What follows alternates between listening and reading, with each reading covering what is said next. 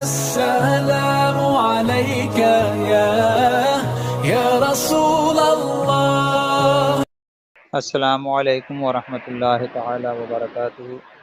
وعلیکم السلام ورحمۃ اللہ تعالی وبرکاتہ۔ الحمدللہ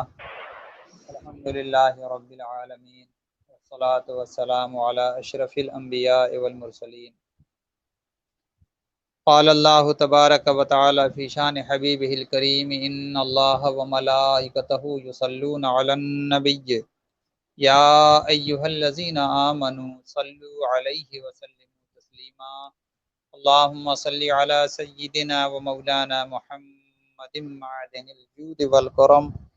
منبع العلم والحلم والحکم، وآلہ وصحبہ وبارک وسلم۔ بحمدہ تعالی عز و جل آج 17ویں نشست میں قرآن کی باتیں سننے اور سنانے کا اللہ تبارک و تعالی نے ہم سب کو شرف عطا فرمایا۔ آج 17ویں پارے کی اجمالی گفتگو ہم آپ کے سامنے پیش کرنے کا شرف حاصل کرتے ہیں۔ اللہ تبارک و تعالی رحمت عالم صلی اللہ علیہ وسلم کے صدقے میں حق کہنے، حق سننے اور ہم سب کو اس پر عمل کی توفیق رفیق عطا فرمائے۔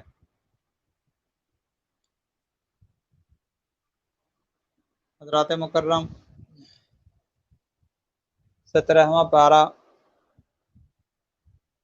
کا آغاز سورہ انبیاء سے ہو رہا ہے۔ اس سورت کی وجہ تسمیہ یہ ہے کہ اس میں بہت سے انبیاء کرام علیہم الصلاۃ والتسلیم کا ذکر آیا ہے۔ دوسری مکی سورتوں کی طرح اس میں بھی توحید اور رسالت اور قیامت کے عقیدے پر گفتگو کی گئی ہے، مگر رسالت کا موضوع خاص طور پر اجاگر کیا گیا ہے۔ مختلف انبیاء اور رسول کے حالات بیان کیے گئے۔ ابتدائی آیات میں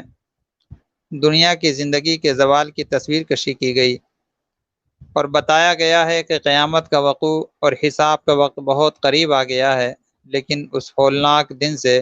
انسان غفلت میں پڑا ہوا ہے۔ نہ اس کے لیے کوئی تیاری ہے، نہ ہی ایسے اعمال انجام دے رہے ہیں جو وہاں کام آئیں ہیں۔ ان سب کے سامنے جب بھی کوئی نئی آیت آتی ہے تو کفار و مشرکین مذاق اڑاتے ہیں اور جھٹلاتے ہیں، اور وہ جانتے ہی نہیں کہ اس عظمت والے کلام کو کیسی سنجیدگی، وقار اور عاجزی کے ساتھ سماعت کرنی چاہیے۔ اگلی آیتوں میں بتایا گیا کہ اللہ تعالیٰ نے رحمت عالم صلی اللہ علیہ وسلم سے پہلے کسی انسان کو ہمیشگی نہیں عطا کی۔ اگر آپ اس دنیا سے دارالبقاء کے جانب کوچ فرما جائیں تو جو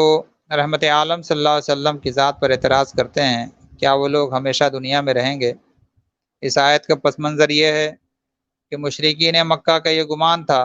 کہ رسول کریم صلی اللہ علیہ وسلم کے دنیا سے رخصت ہو جانے کے بعد اسلام کی دعوت بھی ختم ہو جائے گی۔ اللہ تعالیٰ نے مشرکین عرب کی اس بری تمنا کا جواب اس آیت میں دیا کہ اگر آپ دنیا میں نہیں رہیں گے تو آپ کے مخالفین کو کون سا دنیا میں دوام حاصل ہے؟ انہیں بھی تو دنیا سے جانا ہے۔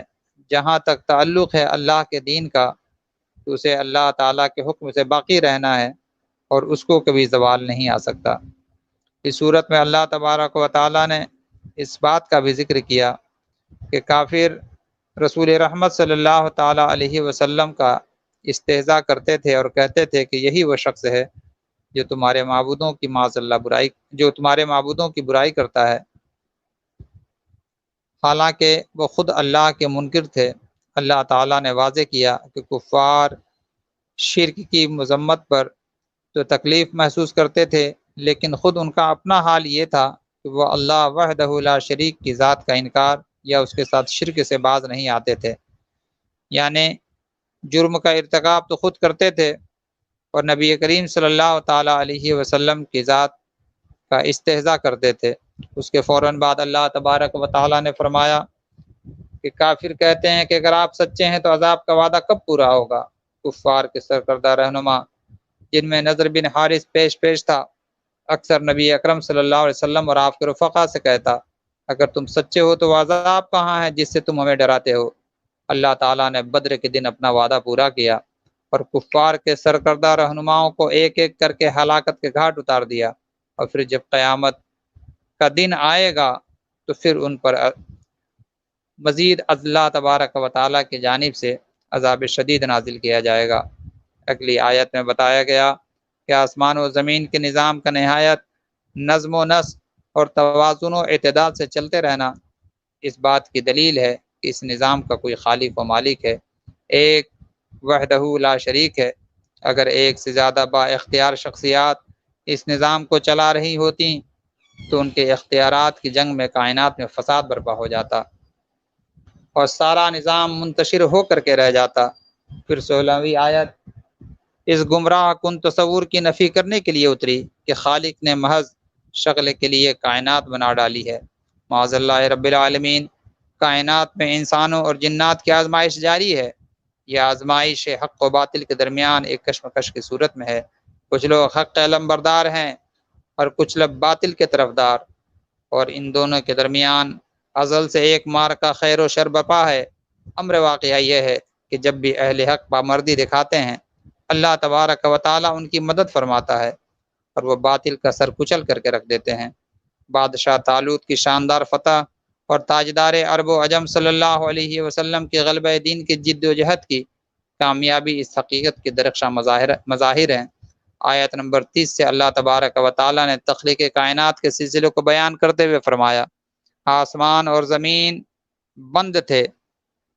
کہ نہ بارش برسے اور نہ ہی نباتات پیدا ہوں، تو ہم نے ان دونوں کو کھول دیا اور ہم نے پانی سے جاندار چیز کو پیدا کیا۔ آج بھی تخلیق کائنات کا ایک سائنسی نظریہ یہ پیش کیا جاتا ہے کہ ایک بہت بڑا آتشی بگولا تھا، ایک بہت بڑے دھماکے سے وہ پھٹا اور اس کے لامحدود ٹکڑے فضا میں بکھر گئے، جنہوں نے سورج، چاند، سیاروں کی شکل اختیار کی۔ اللہ تبارک و تعالیٰ نے زمین میں توازن قائم رکھنے کے لیے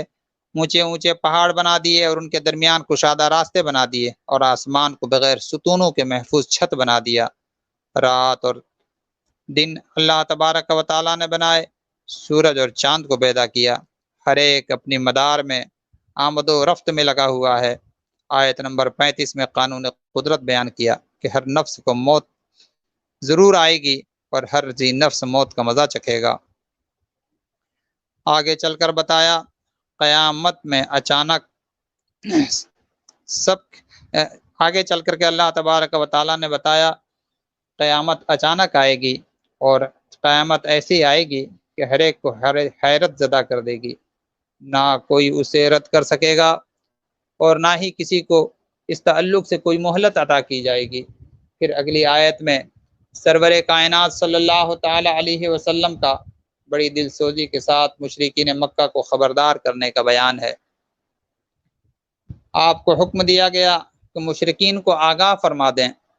کہ میں اللہ کی طرف سے وحی کی بنیاد پر تمہیں حقائق بتا رہا ہوں، لیکن تم بہروں کی طرح میرے بیان کا کوئی اثر نہیں لے رہے ہو۔ اگر تمہیں دنیا میں فوری سزا دی جائے تو فریاد کرو گے کہ ہائے ہم ہی ظالم ہیں، البتہ آخرت میں اللہ تبارک و تعالیٰ تمہارے ہر عمل کا حساب لے گا۔ اگر کوئی عمل رائی کے دانے کے برابر ہے تو اس کی بھی باز پرس ہوگی۔ اب سوچ لو اگر تم نے اپنی روش نہ بدلی تو اللہ تبارک و تعالیٰ مالک الملک کے سامنے تمہارا کیا حال ہوگا۔ اس کے بعد حضرت ابراہیم علیہ الصلوۃ والتسلیم کی زندگی کے واقعے کو اللہ تبارک و تعالیٰ نے بیان فرمایا، اور ان کی بت پرست قوم کا اللہ نے اس میں تذکرہ کیا کہ عید کے موقع پر وہ پکنک منانے اور کھیل کود کرنے شہر سے باہر چلے گئے۔ ان کی عید وہ عید نہیں جو ہم عید مناتے ہیں، بلکہ ان کے اپنے مذہبی اعتبار سے ان کی عید تھی۔ وہ اپنے بتوں کے آگے نظر و نیاز کے چڑھاوے چڑھا گئے۔ ابراہیم علیہ الصلوۃ والتسلیم نے ان بتوں کو کلہاڑے سے ٹکڑے ٹکڑے کر کے رکھ دیا۔ جب مشرک قوم لوٹ کر آئی اور اپنے خداؤں کی حالت زار دیکھی تو حضرت ابراہیم علیہ الصلوۃ والتسلیم کو بلا کر کے باز پرس کیا۔ قوم کہنے لگی کہ یہ کس نے کیا ہے؟ آپ نے فرمایا تم سمجھتے ہو کہ بت کچھ کر سکتے ہیں اور بولتے بھی ہیں، تو انہیں سے پوچھ لو۔ بڑے بت کے کندھے پر کلہاڑے سے تو معلوم ہوتا ہے کہ اس نے سب کو کاٹ پیٹ کر برابر کر دیا ہے۔ حضرت ابراہیم علیہ الصلاۃ والتسلیم نے سارے بتوں کو توڑ کر اور کلہاڑا بڑے بت کے کاندھے پر رکھ دیا تھا۔ جب آپ نے ایسا محققانہ ان سے سوالیہ نشان قائم فرمایا، وہ بے اختیار پکار اٹھے کہ یہ پتھر کے بت ہیں، یہ تو بول ہی نہیں سکتے، یہ حقیقت حال کیسے بیان کریں گے؟ ابراہیم علیہ الصلاۃ والتسلیم نے فرمایا، افسوس کا مقام ہے کہ ایسے بے اختیار معبودوں کی تم پرستش کرتے ہو، آخر تم ایسا کیوں کرتے ہو؟ وہ لوگ لاجواب ہو کر انتہائی نادم اور شرمندہ ہوئے اور اس دعوت توحید پر تمام لوگ بھڑک اٹھے اور حضرت ابراہیم علیہ الصلاۃ والتسلیم کے خلاف ہو گئے۔ آپ کو جلانے کے لیے آگ کو بھڑکایا۔ جب آگ خوب بھڑک اٹھی تو حضرت ابراہیم علیہ الصلاۃ والتسلیم کو اس میں ڈالنے کا ان لوگوں نے آپسی انتظام کیا۔ ابراہیم علیہ الصلاۃ والتسلیم نے اللہ کی بارگاہ میں التجا فرمائی، حسبنا اللہ و نعم الوکیل، اے اللہ تو ہی میرے لیے کافی ہے اور تو ہی بہترین کارساز ہے۔ اس پر اللہ تبارک و تعالی نے ارشاد فرمایا، یا نار کونی بردم و سلاما علی ابراہیم، اے آگ تو ابراہیم پر ٹھنڈی اور سلامتی والی ہو جا۔ اس کے بعد اللہ تبارک و تعالی نے ارشاد فرمایا، اور انہوں نے حضرت ابراہیم علیہ الصلاۃ والتسلیم کے خلاف سازش کرنی چاہی تو ہم نے انہیں بڑا خسارہ پانے والا بنا دیا۔ حضرات مکرم حضرت سیدنا ابراہیم علیہ الصلاۃ والتسلیم کو جب نار نمرود میں ڈالا گیا تو نمرود کی بیٹی اپنے محل سے یہ تمام معاملات کو دیکھ رہی تھی، اور جب اس نے دیکھا کہ حضرت ابراہیم علیہ الصلاۃ والتسلیم نمرود کی آگ میں بڑے ہی اطمینان اور آرام کے ساتھ ہیں، اس کے دل کی آنکھیں اور دل کی دنیا بدل گئی۔ اس شہزادی نے کہا، کیا آپ اگر اجازت دیں تو میں آپ کے پاس آنا چاہتی ہوں اور آپ کے رب پر میں ایمان لانا چاہتی ہوں۔ حضرت سیدنا ابراہیم علیہ الصلاۃ والتسلیم نے اسے اجازت عطا فرمائی۔ اس نے وہیں سے حضرت ابراہیم علیہ الصلاۃ والتسلیم کے بارگاہ عالیہ میں حاضری دی۔ اور یہاں پر غور کرنے کی بات یہ ہے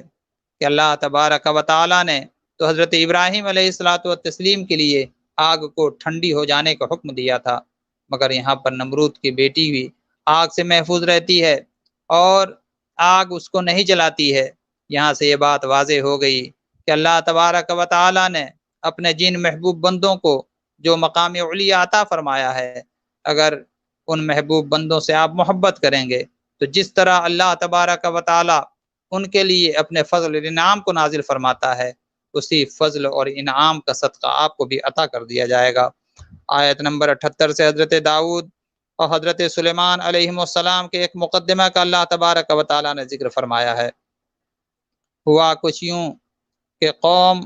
حضرت داؤد علیہ السلام کے پاس ایک شخص کی بکریاں رات کے وقت کسی انگور کے باغ میں گھس گئی اور کھیتی کو برباد کر دیا۔ یہ مقدمہ لے کر کے آئے۔ حضرت داؤد علیہ الصلاۃ والتسلیم کے پاس جب مقدمہ پہنچا تو انہوں نے فیصلہ کیا کہ کھیت والا بکریاں لے لے، اس لیے کہ گھاٹا کم و بیش بکریوں کی قیمت کے برابر ہوا تھا۔ حضرت داؤد علیہ السلام کے اس فیصلے پر حضرت سلیمان علیہ السلام نے اپنی رائے پیش کی کہ کھیت والا بکریاں لے لے، اب بکریوں والا کھیت کو سنوارنے کی کوشش کرے، نیز کھیت والا دودھ اور ان سے فائدہ حاصل کرے، اور جب کھیت اصلی حالت میں واپس آ جائے تو بکریوں والوں کو اس کے بکریاں واپس کر دی جائیں۔ حضرت سلیمان علیہ الصلاۃ والتسلیم کی اس رائے کو حضرت داؤد علیہ الصلاۃ والتسلیم نے بھی قبول فرمایا، اس لیے کہ رائے کی وجہ سے کھیت والے کے نقصان کی تلافی بھی ہو رہی تھی اور بکریوں والے بھی خسارے سے بچ رہا تھا۔ اللہ تبارک و تعالی نے فرمایا کہ دراصل ہم نے سلیمان کو صحیح فیصلہ کرنے کی سمجھ عطا کر دی تھی، اور ہم نے دونوں ہی کو قوت فیصلہ اور زیور علم سے آراستہ کیا تھا۔ اللہ اکبر۔ اس سے معلوم ہوا کہ ایک عدالت کے فیصلے پر دوسری عدالت نظر ثانی کر سکتی ہے، اور ایک فیصلہ اگر بہتر ہے تو دوسرا فیصلہ بہترین ہو سکتا ہے۔ اس کے بعد داؤد علیہ الصلاۃ والتسلیم کے معجزات کا ذکر ہے، یعنی پہاڑوں کا ان کے تابع ہونا، پہاڑوں اور پرندوں کا ان کے ساتھ تسبیح کرنا، پھر بچاؤ کے لیے داؤد علیہ الصلوۃ والتسلیم کی زرہ سازی کے بیان کو اللہ تبارک و تعالیٰ نے ظاہر فرمایا کہ دستکاری اور مزدوری کر کے کمانا کوئی عیب نہیں ہے، اور اپنا دفاع کرنا توکل کے منافی نہیں ہے۔ کاش امت مسلمہ حضرت داؤد علیہ الصلوۃ والتسلیم اور قرآن کے اس بیان سے کچھ توجہ حاصل کرے۔ آج ہمیں ہر کاروبار کے معاملہ میں اسٹیٹس کا بڑا ہی خیال آتا ہے کہ ہم تو اسٹیٹس کا حامل ہیں، ہم کوئی چھوٹا کاروبار کیوں کریں، ہم فلاں مزدوری کیوں کریں، ہم فلاں جو ہے محنت کا کام کیوں کریں۔ حضرات مکرم، کسی کے سامنے ہاتھ پھیلانا یہ زیادہ عیب کی بات ہے۔ محنت مزدوری کر کے حلال روزی اختیار کرنا یہ عیب کی بات نہیں بلکہ یہ سربلندی کی بات ہے۔ اس کے بعد حضرت داؤد علیہ الصلوۃ والتسلیم کے معجزات کا اللہ تبارک و تعالیٰ نے ذکر کرنے کے بعد اپنے فضل کا اعلان کیا۔ یوں ہی اللہ تبارک و تعالیٰ نے ہوا کو سلیمان علیہ الصلوۃ والتسلیم کے تابع کر دیا، جو ان کے حکم سے ان کے تخت کو 1 ماہ کی مسافت تک اڑا کر لے جاتی تھی، اور جنات کو ان کے تابع کر دیا، جو ان کے حکم سے سمندروں میں غوطہ زن ہوتے اور دیگر امور انجام دیا کرتے تھے۔ اس کے بعد حضرت سیدنا ایوب علیہ الصلوۃ والتسلیم کی بیماری کا ذکر ہے کہ ایوب علیہ السلام ایک لمبے عرصے تک اللہ کی طرف سے آنے والی آزمائش کو صبر اور خندہ پیشانی سے برداشت کرتے رہے، یہاں تک کہ آپ کے اہل و عیال بھی آپ کی کفالت اور نگہداشت سے دل برداشتہ ہو گئے، مگر آپ نے لمحہ بھر کے لیے بھی شکوہ اور شکایت والا طرز عمل اختیار نہیں کیا۔ بالآخر آپ نے ایک عرصے دراز کے بعد دعا مانگی، اے میرے پروردگار، مجھے تکلیف دہ بیماری لاحق ہو گئی ہے، تو ہی سب سے بڑا رحم کرنے والا ہے۔ اللہ تبارک و تعالی نے ان کی دعا کو اپنی بارگاہ میں قبول فرمایا اور ان کی بیماری دور فرما دی، انہیں دولت صحت سے نوازا، اور بیماری کے زمانے میں ہونے والے نقصانات سے بھی بہتر ان کو اپنا فضل اور اپنے کرم سے ان کو نوازا۔ آپ کے سارے بچے، آپ کی کھیتیاں اور آپ کے گھر سب کے سب تباہ و برباد ہو گئے تھے، اللہ تبارک و تعالیٰ نے آپ کے بیٹوں کو زندہ فرمایا، پہلے سے بہترین آپ کو کھیتیاں عطا فرمائی، پہلے سے بہترین غلے اور جانور آپ کو عطا فرمائے، اور یوں اللہ تبارک و تعالیٰ نے واضح فرمایا کہ جو ہمارے دیے ہوئے آزمائش میں صبر سے کام لیتے ہیں اور ہماری جانب رجوع کرتے ہیں تو ہم ان کو پہلے سے بہترین بدلہ عطا فرماتے ہیں۔ پھر اللہ تبارک و تعالیٰ نے حضرت اسماعیل علیہ الصلوۃ والتسلیم، حضرت ادریس، حضرت ذوالکفل اور حضرت سیدنا زکریا علیہ السلام کے ساتھ ذوالنون یعنی حضرت یونس علیہ الصلوۃ والتسلیم کا بھی ذکر خیر ہے۔ آپ جب غم کی شدت سے دوچار تھے اور تہے بحر ظلمات مچھلی کے پیٹ میں کوئی آپ کے دکھ اور تکلیف کی شدت سے واقف نہ تھا تو آپ نے پروردگار عالم کو ندا دی، لا الہ الا انت سبحانک انی کنت من الظالمین۔ اسی آیت کو آیت کریمہ کہا جاتا ہے۔ اللہ تبارک و تعالی نے حضرت یونس علیہ السلام کی فریاد کو سن کر ان کے دکھوں کو دور فرما دیا، اور ساتھ ہی یہ بھی اعلان کر دیا جو کوئی بھی حالت غم میں جناب یونس علیہ السلام کی طرح اللہ کی تسبیح کرے گا تو اللہ سبحانہ و تعالی حضرت یونس علیہ السلام ہی کی طرح اس کے غم کو دور فرما دے گا۔ پھر حضرت مریم کے عظیم کردار اور ان کی عفت و عصمت کی حفاظت اور ان کے ہاں بیٹی کی کراماتی ولادت کی طرف اشارہ کر کے انبیاء علیہم السلام کی صالح جماعت کا تذکرہ ختم کرتے ہوئے فرمایا، یہ سب ایک ہی جماعت کے افراد ہیں اور تم لوگوں کے لیے ہم نے ایک ہی دین اسلام تجویز کیا ہے، لہٰذا مجھے اپنا رب تسلیم کرو اور میری ہی عبادت کرو۔ پھر آیت نمبر 94 میں یہ بشارت دی گئی کہ جو شخص بھی ایمان اور اخلاص کے ساتھ اچھے اعمال کر رہا ہے اسے اللہ کی جانب سے بھرپور صلہ عطا کیا جائے گا، اس کی ہر نیکی کو محفوظ کیا جائے گا۔ البتہ جن بد نصیبوں نے غفلت کی زندگی گزار دی، اپنے گناہوں کی پاداش میں برباد کر دیے گئے، انہیں دوبارہ دنیا میں آنے اور سابقہ گناہوں کی تلافی کا کوئی موقع نہیں دیا جائے گا۔ ہر ایک انسان کو دنیا میں بس ایک بار ہی آنے کی اجازت ہے، اور پھر اس کے بعد اسے یہ چاہیے کہ آخرت کی تیاری کرے۔ اگر اس نے ایسا نہ کیا تو پھر آخرت کی تیاری کا اسے دوبارہ موقع نہیں دیا جائے گا۔ یہ آیت کریمہ اور اللہ تبارک و تعالیٰ کی جانب سے یہ جو تنبیہات کا نزول ہوا ہے اس پر ہمیں غور کرنا چاہیے، اور ہم سوچیں، بار بار سوچیں، ایک ایک لمحے کے بارے میں غور کریں۔ جو لمحہ ہم گزار رہے ہیں وہ لمحہ آخرت کی تیاری میں گزر رہا ہے کہ پھر وہ دنیاوی کھیل کود تماشے میں گزر رہا ہے۔ اللہ تبارک و تعالیٰ نے پھر علامات قیامت میں بڑی علامت یعنی کہ یاجوج و ماجوج کے ظہور کا تذکرہ فرمایا۔ قیامت اور اس کے ہولناک منظر کا بیان شروع کیا گیا ہے اور بتایا گیا کہ رسالت محمدیہ صلی اللہ علیہ وسلم تمام کائنات کے لیے باعث رحمت ہے، اور تلقین فرمائی کہ حق و باطل کا فیصلہ کرنے کا اختیار اللہ تبارک و تعالیٰ کے پاس ہے، اور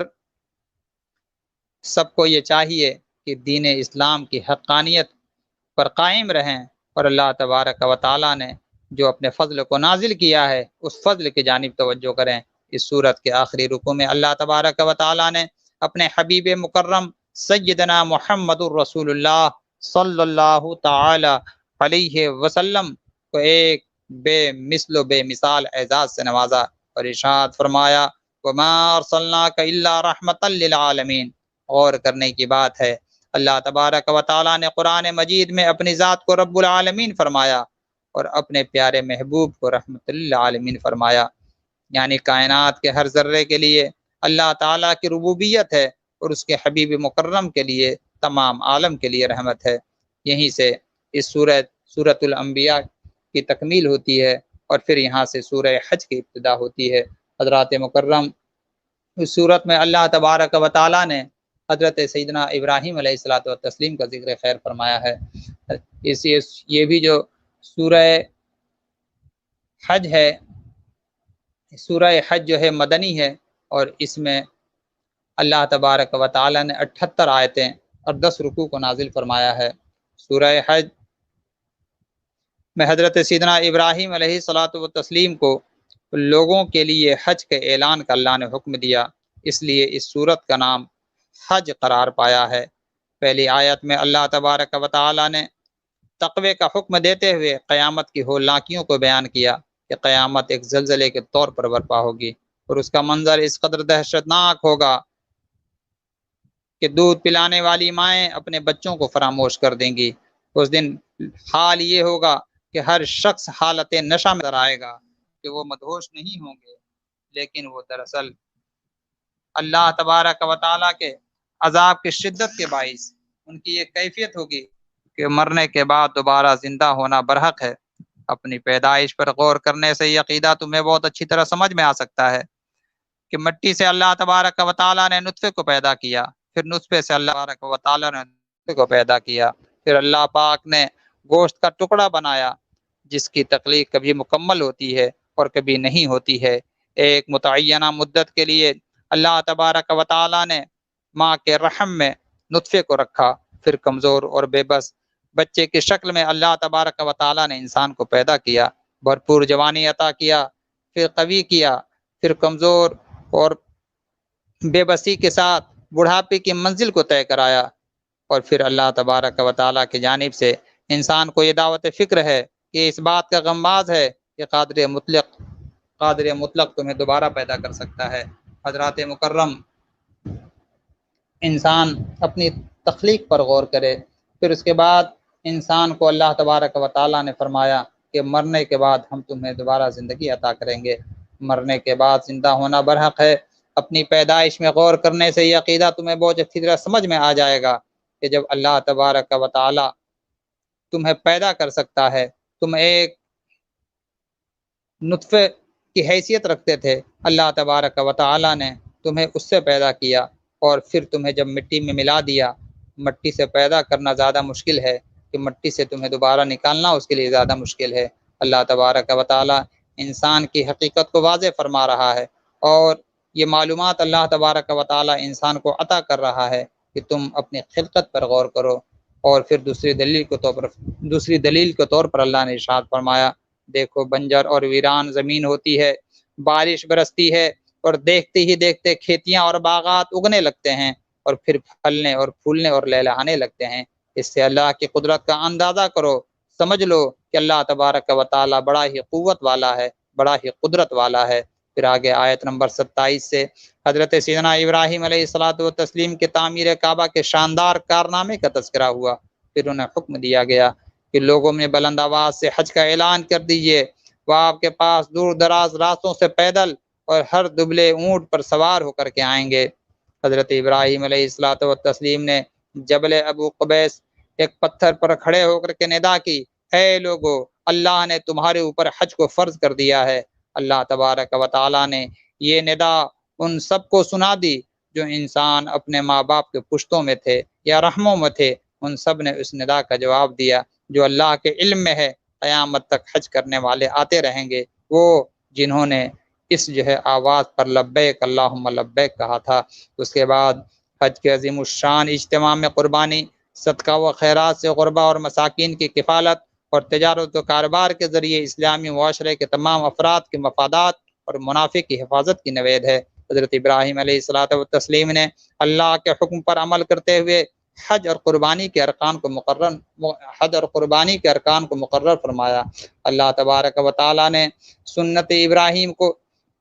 اس طرح زندہ فرمایا کہ ہر سال لاکھوں مسلمان حج کی سعادت سے بہرور ہوتے ہیں اور قربانی کا فریضہ انجام دیتے ہیں۔ آیت نمبر 49 میں بتایا گیا کہ دوسرے انبیاء کی طرح حضور اکرم صلی اللہ علیہ وسلم کی بعثت کا مقصد بھی دعوت پہنچا دینا تھا۔ آپ اپنے مقصد کی تکمیل میں لگے رہے اور مشرکین تمسخر، انکار اور آپ کی دعوت میں شبہات پیدا کرنے کا کام کرتے رہے۔ ہر نبی کے ساتھ یہی معاملہ ہوتا رہا ہے۔ دوسری طرف اللہ تبارک و تعالیٰ کا بھی یہ دستور رہا ہے کہ وہ شیطان کے پیدا کردہ وساوس اور شبہات کا ازالہ کرتا ہے۔ اور طلب امر یہ ہے کہ آج بھی اہل مغرب زمانہ قدیم کے شیطان کے طریقے کو زندہ رکھے ہوئے ہیں اور ذرائع ابلاغ کے ذریعے اسلامی عقائد و تعلیمات میں برابر وسوسہ انگیزی اور فتنہ پروری کرتے رہتے ہیں۔ حضرات مکرم، جب ہمارے لیے اللہ تبارک و تعالیٰ نے اس بات کو واضح فرما دیا تو ہمیں تو یہ چاہیے کہ ہم اسلام کا صحیح طور سے مطالعہ کریں، اور اگر کوئی اسلام کے اندر شک و شبہات پیدا کرنے کی کوشش کرے تو اللہ تبارک و تعالیٰ کی جانب سے جو ہمیں پیغامات عطا کیے گئے ہیں اس کے ذریعے ہم اس کا رد بلیغ کر سکیں۔ مگر آج کسی کو اس بات کی فکر نہیں ہے۔ آج ذرا ہم غور کریں، اپنے گرد و پیش کا جائزہ لیں، ذرا سوچیں کہ آج امت مسلمہ کو برباد کرنے کے لیے، ہمارے نوجوان بچوں اور بچیوں کو تباہ کرنے کے لیے، قوم مسلم کو اس زمین سے ختم کرنے کے لیے کیسے کیسے ناپاک عزائم اور منصوبے جنم لے رہے ہیں۔ ہمارے نوجوانوں کو برباد کرنے کے خاطر کیسے کیسے پلاننگ کیے جا رہے ہیں، کبھی فلموں کے ذریعے، کبھی انٹرنیٹ کی تباہ کاریوں کے ذریعے، نہ جانے اور کیسے کیسے اپنے تخریب کاری کا ذہن ایسے ایسے منصوبے وضع کر رہا ہے جس کے ذریعے امت مسلمہ چاروں طرف سے گھری ہوئی ہے۔ چاروں جانب سے ہم پر سیلاب ہے تباہی کا، مگر آج حال یہ ہے کہ اس تباہی سے بچنے کے لیے ہمارے پاس کوئی لائحہ عمل نہیں ہے۔ ہر مسجد میں، ہر بزرگوں کی محفل میں، ہر واعظ کے محفلوں میں ہمیں بتایا جاتا ہے، ہمیں سمجھایا جاتا ہے، آؤ آ کر کے اللہ اور اس کے رسول کی فلاح کی باتوں کو سنو۔ اللہ اور اس کے رسول نے تمہارے لیے کامرانی کے جو منصوبے عطا کیے ہیں ان منصوبوں کو سمجھنے کی کوشش کرو، اور جب تم اسے سمجھو گے، اس پر عمل کرو گے تو اللہ تبارک و تعالیٰ تمہارے لیے فلاح و کامرانی کے دروازوں کو کھول دے گا۔ ابھی آپ ذرا دیکھیں، اس وقت دنیا کے اندر امت مسلمہ اس قدر کثیر تعداد میں ہے، اس سے پہلے کبھی اس کی نظیر نہیں ملتی ہے۔ مگر حال آج یہ ہے کہ آج مسلمان ویسے بے آبرو ہو کر کے رہ گئے ہیں جیسے کہ ان کی کوئی آبرو ہی نہ ہو۔ دنیا کے اندر اس قدر ذلت و رسوائی کے دلدل میں ڈھکیل دیے گئے ہیں جیسے کہ یہ جانور ہیں، کوئی انسان نہیں ہے۔ حضرات مکرم، ذرا غور کیا آپ نے کہ آخر یہ تباہی اور یہ بربادی ہمارے لیے کیوں ہے؟ حضرت سیدنا امیر معاویہ رضی اللہ تعالی عنہ ایک بار مدینہ طیبہ کے گلیوں سے گزر رہے تھے۔ آپ نے عورتوں کے بال کو مدینہ کے گلیوں میں بکھرے ہوئے دیکھا۔ آپ نے اسے اٹھایا اور اٹھا کر کے ارشاد فرمایا، اے اہل مدینہ، تمہارے علماء کہاں ہیں؟ کیا انہوں نے تمہیں نہیں بتایا ہے کہ بنی اسرائیل پر اللہ تبارک و تعالیٰ نے اس وجہ سے بھی عذاب کو نازل فرمایا کہ ان کے عورتوں کے بال بکھرے ہوئے تھے؟ مطلب یہ تھا کہ عورت کے سر سے بال جھاڑنے میں، کنگھی کرنے میں، سنوارنے میں اگر گر جاتے ہیں تو ان بالوں کا بھی پردہ ہے، اور ان بالوں کو بھی حفاظت کے ساتھ ایسی جگہ رکھا جائے جہاں پر اس بال کی بھی بے حرمتی اور بے پردگی نہ ہو۔ حضرات مکرم، جو اسلام یہ ہمیں سکھاتا ہے کہ عورتوں کے سنگار کرنے سے جو بال جھڑ جائیں ان بالوں کا بھی پردہ ہونا چاہیے، تو جس معاشرے کے اندر بے پردگی کا یہ ماحول ہو، کہ ہر طرف جو ہے بے پردگی کا ایسا ننگا ناچ ناچا جا رہا ہے، اور یہ ناچنے والے کوئی اور نہیں بلکہ یہ مسلمان اپنے آپ کو کہلاتے ہیں۔ جب صرف بال کی بے پردگی کی وجہ سے عذاب نازل ہو سکتا ہے، اگر پورے جسم کی بے پردگی ہو تو پھر اللہ کی جانب سے کیسا عذاب نازل ہوگا؟ اور یہی آج جو امت مسلمہ پر عذاب نازل ہوا ہے کہ اسی بنیاد پر ہوا ہے کہ آج ہم نے اللہ اور اس کے رسول صلی اللہ تعالیٰ علیہ وسلم کی جانب سے دی جانے والی عزت والی زندگی کو فراموش کر دیا ہے، اور بے عزتی والی زندگی کو ہم نے اختیار کر لیا ہے۔ یہی وجہ ہے کہ ہم چاروں طرف سے دنیا میں ذلیل و رسوا ہو کر کے رہ گئے ہیں۔ ابھی ماضی قریب کی بات ہے، مسلمان تھوڑے ہوتے تھے مگر دنیا پر ان کا غلبہ تھا، حکومت ان کے پاس تھی، شان و شوکت ان کے پاس تھی، اللہ تبارک و تعالیٰ نے انہیں زمین کا وارث بنا کر کے رکھ دیا تھا۔ مگر آج کثرت کے باوجود بھی بہت سے ممالک کا دنیا میں وجود ہے، اس کثرت کے باوجود بھی اور بدنصیبی سے وہ ممالک اپنے آپ کو اسلامی ملک کہلاتے ہیں، مگر آج کوئی ایسا ملک نظر نہیں آتا ہے جو باطل کے آنکھوں میں آنکھیں ڈال کر کے حق کی وضاحت کر سکے اور اللہ اور اس کے رسول کے فرمان کو دنیا میں عام کر سکے۔ صرف اور صرف جو بھی ہے صرف ریا اور مکاری اور فریب ہے۔ اسلام کے نام پر معرض وجود میں آنے والے ملکوں کا یہ حال یہ ہے کہ سب سے زیادہ بے حیائی، سب سے زیادہ تخریب کاری انہی ملکوں کے اندر پائی جاتی ہے، اور پھر اللہ نے جو عذاب کو نازل کیا ہے کہ ان ملکوں کے اندر آج انسان کے خون کو جانوروں سے بھی سستا کر دیا گیا ہے، اور ان کے عزت و آبرو کو ایک حقیر شے کے مانند بنا دیا گیا ہے۔ آپ اگر آج بھی غور نہ کیے، توجہ نہ کیے، قرآن کے احکام کے جانب آپ پلٹ کر کے نہیں آئے تو پھر یہ نتیجہ ہمارے ساتھ بھی ہو سکتا ہے، ہمارے گھروں میں بھی یہ تباہیاں آ سکتی ہیں۔ عقل مند وہ ہوتا ہے جو تباہی آنے سے پہلے اپنے آپ کو سنوار لے اور اللہ اس کے رسول کی جانب رجوع کرے تاکہ اللہ تبارک و تعالیٰ اسے کامیابی سے ہمکنار فرمائے۔ حضرات مکرم، قرآن کے آفاقی پیغام کو ہمیں سمجھنے کی ضرورت ہے، اللہ اور اس کے رسول صلی اللہ تعالیٰ علیہ وسلم کے جانب بڑی ہی تیزی سے جانے کی ضرورت ہے۔ حضرات مکرم، آج بھی اہل مغرب زمانہ قدیم کے شیاطین کے طریقے کو زندہ رکھتے ہوئے اور ذرائع ابلاغ کے ذریعے اسلامی عقائد و تعلیمات میں برابر وسوسہ ڈال رہا ہے۔ کچھ ملک ہندوستان کے اندر ابھی آپ دیکھیں جو ہو رہا ہے یا جو پیدا کرنے کی کوشش کی جا رہی ہے، کبھی پیغمبر اسلام صلی اللہ تعالیٰ علیہ وسلم پر معاذ اللہ حملہ کیا جاتا ہے، کبھی رحمت عالم صلی اللہ علیہ وسلم کے بے داغ حیات پاک پر انگلی اٹھانے کی ناکام کوشش کی جاتی ہے۔ آپ نے غور کیا، آپ نے توجہ کی تو اس کا ہم دفاع کیسے کر سکتے ہیں؟ کس طرح اپنے پیارے آقا صلی اللہ تعالیٰ علیہ وسلم کے حسین چہرے سے